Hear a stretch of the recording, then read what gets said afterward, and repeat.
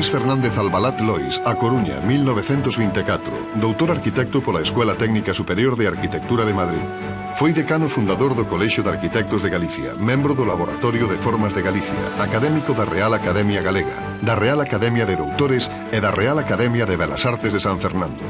Entre as súas obras citamos o edificio da fábrica de Sargadelos, as facultades de Matemáticas e Bioloxía da Universidade de Santiago ou a de Filoloxía da Universidade da Coruña, o Estadio Multiusos de San Lázaro, as Casas da Mariña Coruñesa e a recuperación do Castelo de Monterrey en Verín.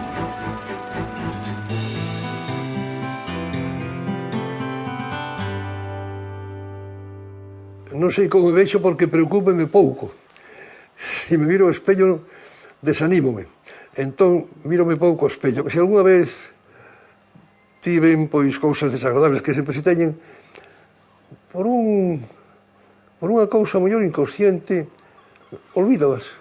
E as cousas amargas, pois, xa van quedando... Teño que facer un esforzo para lembrarme delas. Penso ter unha idea un pouco o máis positiva da vida que se pode. Da vida, da profesión, do entorno onde vives. Viví moito, non sei o que vivirei, e aquí estou a seguir.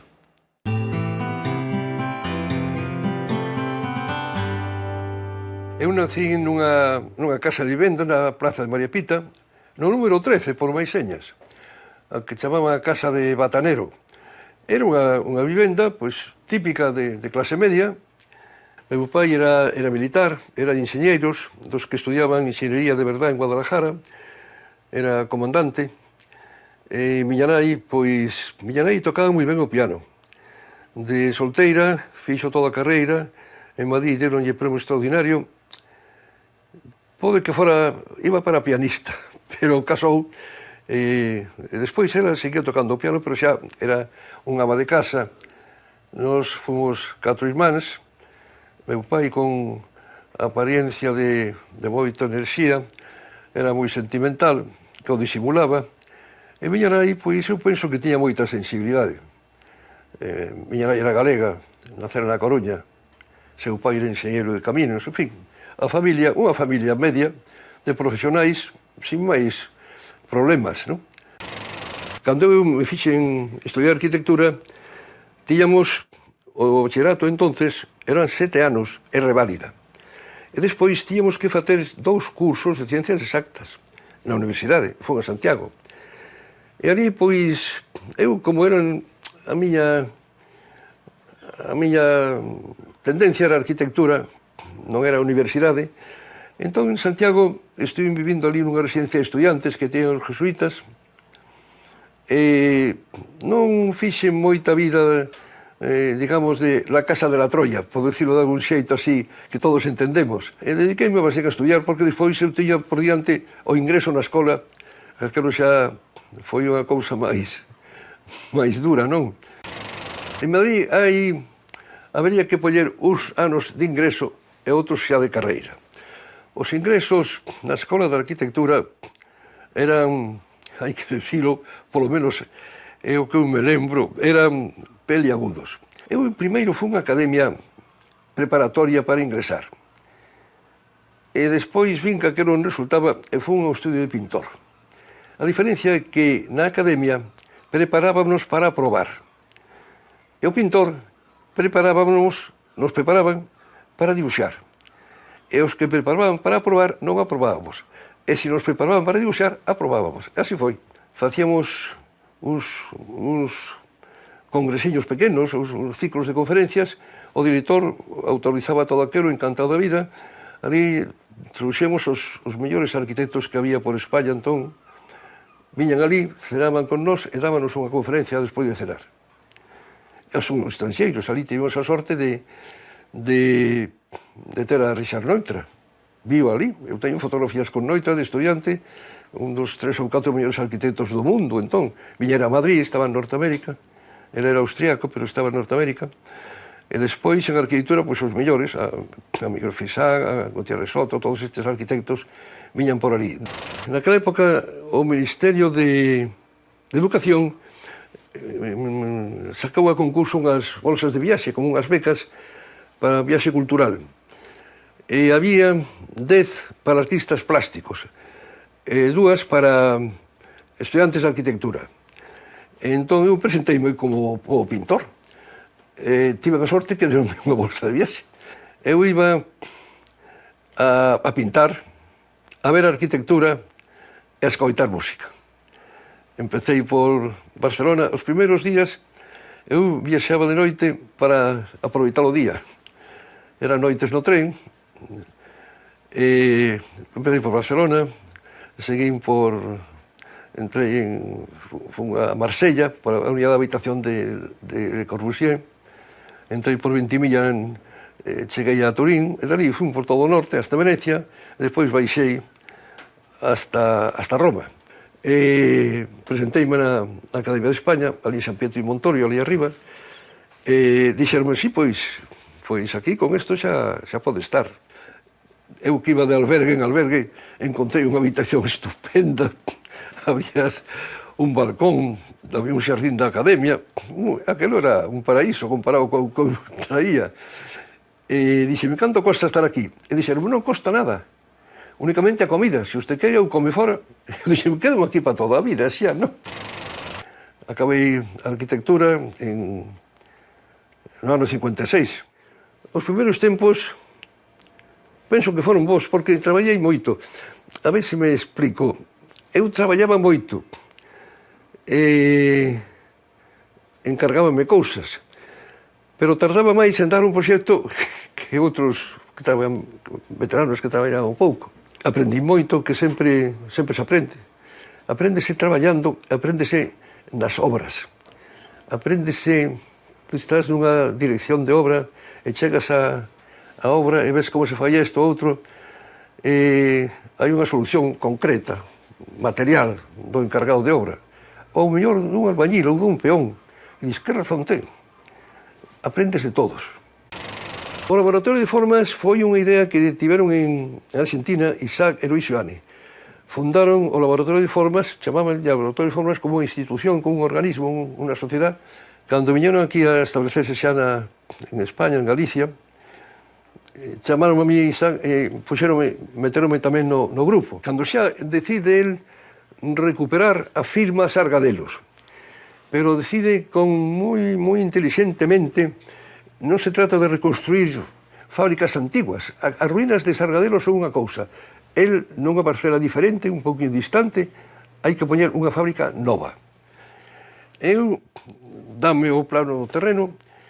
Eu sabía que o proceso da cerámica é un proceso lineal, unha cousa detrás de outra.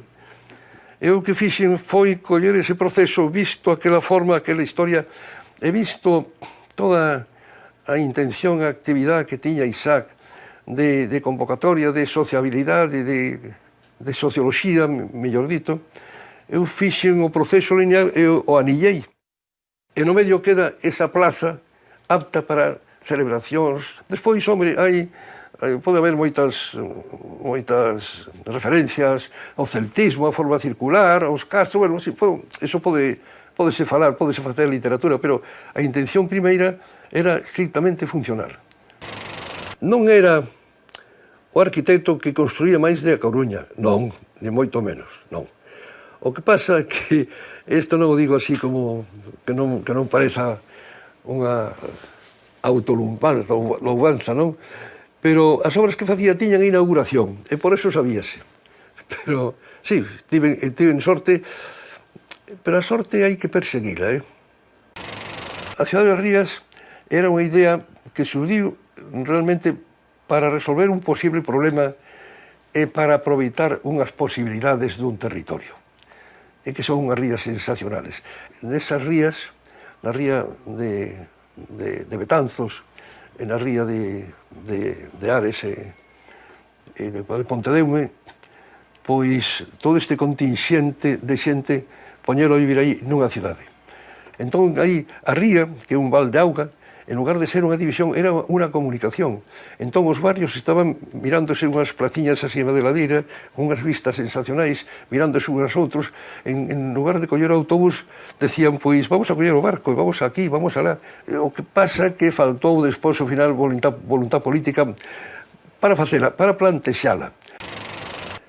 Cando eu era decano, a política metíase sempre nas decisións que o colexio tomaba e procurábamos facelas neutras pero libres, profesionalmente intentando facer o mellor posible no filo da navalla, pero con tranquilidade, que eu penso que era o que facía falta nese intre.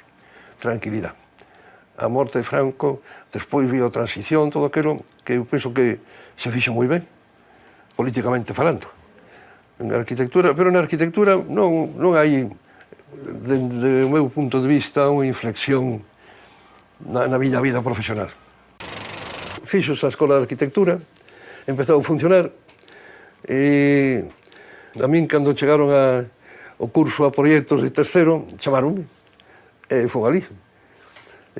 Primeiro estuve ali de profesor de proxectos, depois fui un profesor, como se dice, non me acordo do título que tinha entón, e despois fixe incluso a oposición á cátedra.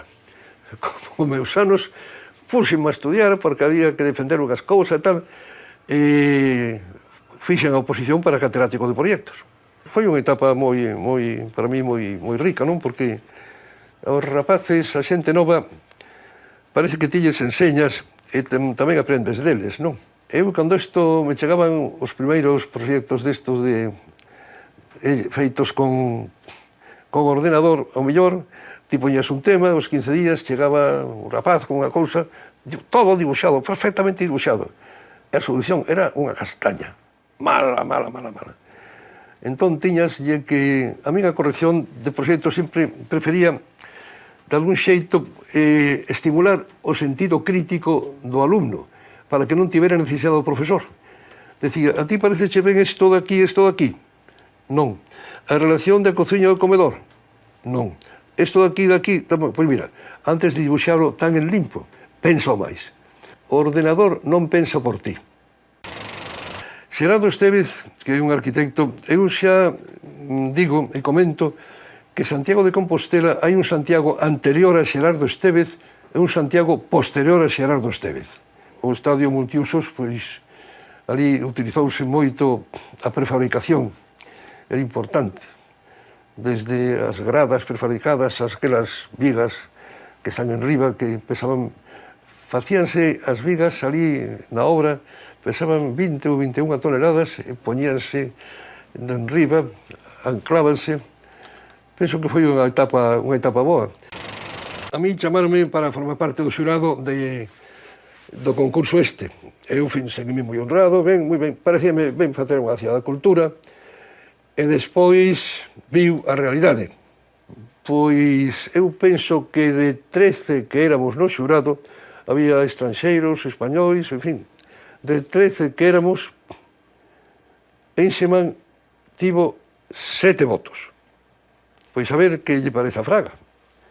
Porque Fraga en isto era presidente, pero moitas veces dicen, a culpa tivo Fraga. Fraga non se meteu nada, por o que eu vi. Mais, houve un arquitecto español, que non vou nombrar, que quixo ir a ver a Fraga. Antes que se presentara, e Fraga, polo que eu vi, non o recibiu. É dicir, mantívose ao marxe de todo isto. Empezaron a traballar o proxecto en Norteamérica. E había un arquitecto español comisionado que iba periódicamente a ver como iban os traballos. Cando chegaba ali, encontraba que na maqueta le estaba cortando un soporte, quitando outra cousa, unha arquitectura de maquetas. E cando este lle poñía inconvenientes, porque aí se van a hablar de que hai unhas líneas de fuerza e unhas líneas, filosofía barata. Bueno, total, que ao final, pois, como este poñíalle pegas ou cousas, dixo que non quería que fora este arquitecto por ali, que lo quitaran. E quitaronlo.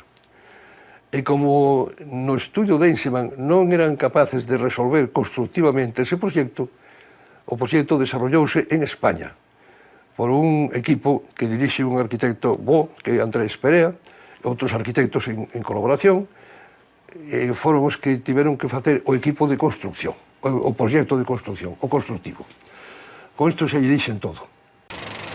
Agora, os políticos teñen que pasar pois, a posteridade deixando aí un icono un alcalde dunha cidade moi importante de España dixo, home, nesta cidade, como non va haber unha arquitectura de fulano?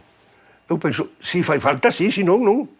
Os novos arquitectos, como xe coa tecnoloxía, podese facer de todo. Podese acabar cunha arquitectura capricho, que é o que pasa con isto da arquitectura icónica, que casi nunca obedece a un sentido, digamos, sensato, de peso, de permanencia.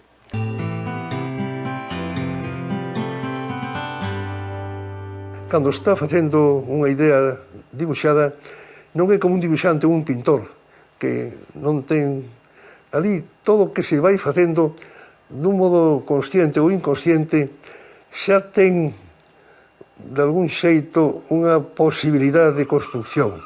Cando se fai unha línea, se sabe que aquela línea representa algo.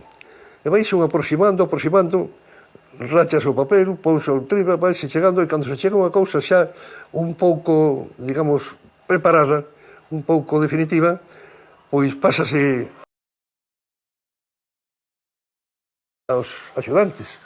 E despois vayan uns detalles, cando se empeza a pensar de que vai ser isto, de que cor vai ter. A mí gustame indicar incluso unha relación de materiais de todos os espacios, indicando o remate daquelo, a cor que vai ter, a decoración, todo, se podo, hasta as lámparas, se me deixa. O formigón é un material que, ademais, ten que establecerse, cando se fai unha cousa con hormigón visto, cousa destas, vai con uns criterios de previsión ao remate final. E faz unha cousa con hormigón visto e cando o desencofras xa está. Non podes andar retellando nel. Xa está rematado. Eu penso que é un material moi bo. O arquitecto pensa con imaxes. Está claro. Porque non pode ser, vouche contar a arquitectura, non me contes, dibúxama, ou represéntama.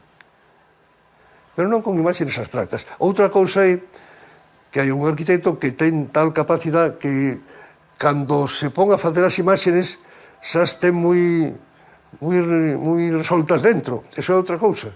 Pero pensamos con imaxes. A construcción sirve ao diseño e o diseño debe subeditarse á construcción. O uso xa é outra cousa. O uso xa é, primeiro, ver se se acertou co que nos pediron e se usa ben. Aí veñen tamén algúns dos fracasos dos arquitectos. Miguel Fisar decía, o terceiro fracaso do arquitecto, o uso. Eu lle engadín, mira, Miguel, por defecto ou por exceso. Cando é por defecto, é que chegas a un sitio e ves que os que usan o han escarallado, está destrozado aquilo. Cando é por defecto. E cando é por exceso, é que o cuidan tanto que o desvirtúan. Mire, a rehabilitación é das cousas que a mí me gustan máis e que fixen máis. A rehabilitación, primeiro, hai que coñecer o edificio. Un castelo, un mosteiro, hai que coñecelo. Hai que coñecer a historia dese edificio. Hai que saber os pegotes que lle puxeron que son alleos por completo ou que xa se incorporaron, que pode ser. Que se a historia, pois, o mellor xa farme parte daquelo. E despois de coñecer todo isto, hai que ver a solución que nos piden e o destino que se lle vai dar. É unha postura moi radical dos que entran ali rompendo todo, son moi modernos, prescinden de todo, pasan por un cabalo, por unha cacharretería que non é boa. Outro extremo, os totalmente miméticos. Isto de tal estilo, non sei que, e depois unha postura intermedia dificilísima, saber onde poñemos a coma, onde poñemos o respeto e onde poñemos a nosa linguaxe actual.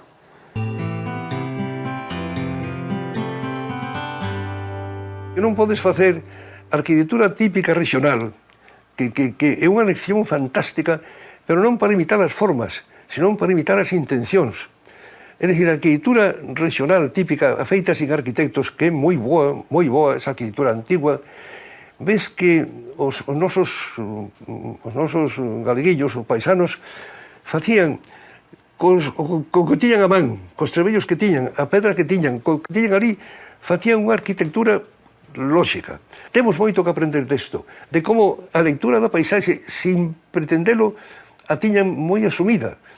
Entón, penso que non se pode prescindir deso, pero non se pode imitar eso. É unha dialéctica curiosa. Temos que facer unha arquitectura universal, pero en Galicia. Inda que pareza unha contradición, non é unha contradición. E se somos honestos, nos salirá unha arquitectura de aquí. O lugar conta, se eres un pouquiño sensato. Aquí hai algunha arquitectura en Galicia que, como está de moda cristalar, faixe un muro cortina dando a poniente.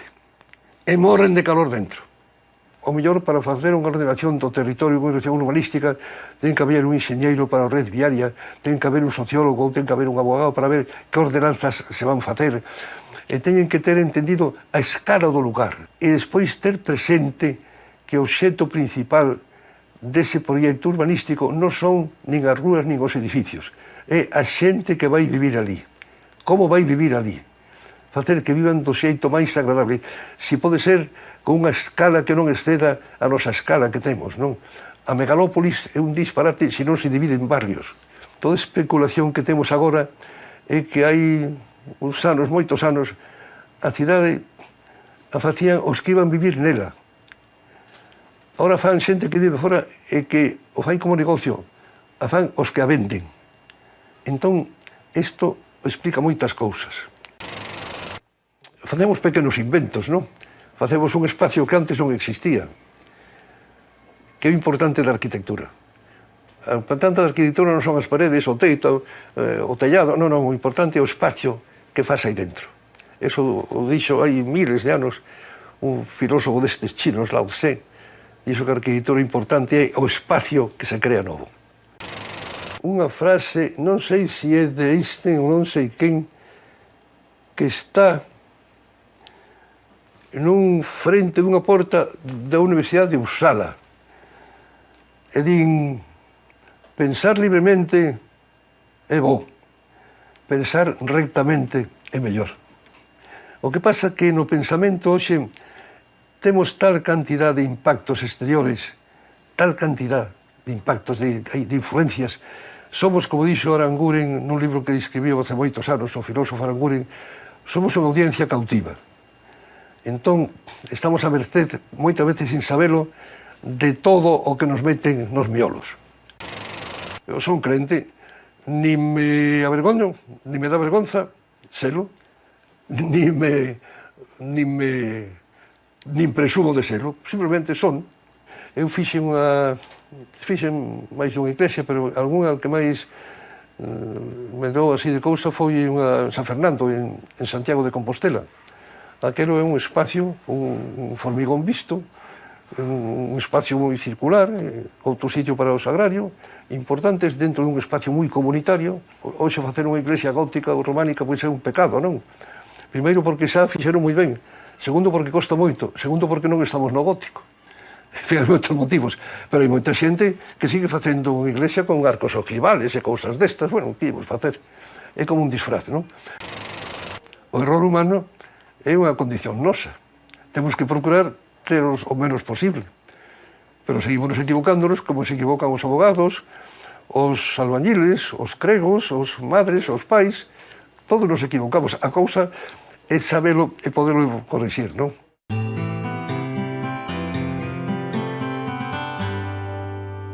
A miña familia, mire, teño unha muller, teño 7 fillos e teño 9 netos.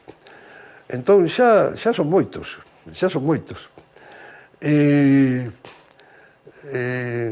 unha das cousas que agradezo a Dios, que ter esa familia, polo que me axudaron, o que me soportaron, que todo hai que decilo, e o que me permitiron facer. Entón, o entorno familiar, pois, penso que é moi importante para todos. A Coruña, sí, condicionoume moito, porque vivimos na Cidade Bella, pero facíamos moitas incursións por aí, non? A Cidade Bella, a Coruña, moito, claro. Despois, o tempo que estuve en Santiago, foi un pouco tempo, pero, en algún xeito, pois, pode impactares un pouco. Santiago, ademais, é un pouco de sempre, non? Santiago vamos todos a recuncar ali, a ver que pasa. Despois, Madrid influíu moito, sí. Moito porque, por a condición de, na edad na que estabas, de xuventude, de escola de arquitectura, de colexio maior, de amistades, de cousas. Hai traballos que son en equipo porque traballas no mesmo estudio, pero hai veces que o equipo é o mellor somente dunha amistad que tes con unha persona, que conoces a súa obra. Eu penso que hai uns arquitectos aquí en Galicia moi bons, Manolo Gallego, Carlos Meixide, que xa morreu, Rafa Baltar, compañeros de colexio. Eu penso que tiven moita sorte nesto. Hai xente moi importante, cada un no seu, que axudaronme. Non sei se eu lles axudei a eles, ao mellor hai un intercambio total, o equipo.